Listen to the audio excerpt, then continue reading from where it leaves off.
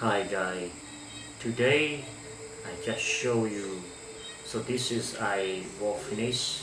So after I'm mailing about half days with my homemade lace. So this is I think is quite good and smooth. So this one I use for the ring. So rings I keep the bearing like this.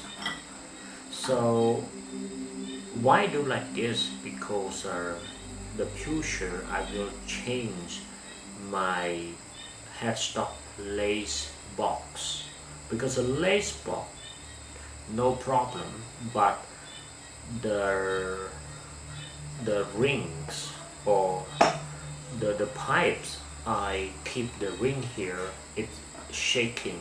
So it's shaking, but not that much, but very tiny shaking. But the problem is when I try mailings or cut, and if I cut a tiny or very thin uh, mailing, is really good, but I try compress is a bit deeper, so this one not that good.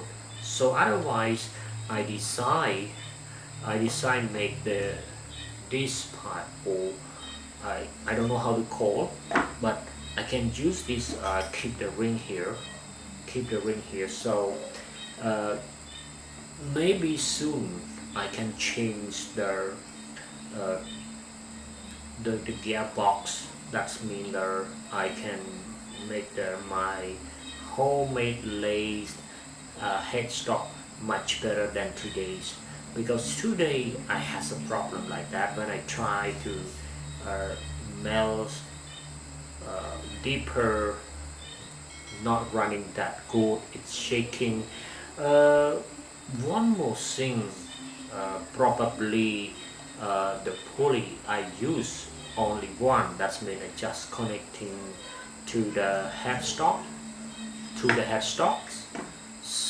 and then I connecting to the motors, but maybe not that good. So otherwise future too I will change the pulley. I have three pulleys, so one connecting to the motors, motor connecting to motor pulley connecting to the second one, and the second one connecting to the headstock for the lace. So this one I tried, and this is the plate, metal. It's very thin, but I decide cut it step by step. That means I can show you my video as I did here. So I hope you enjoy this one.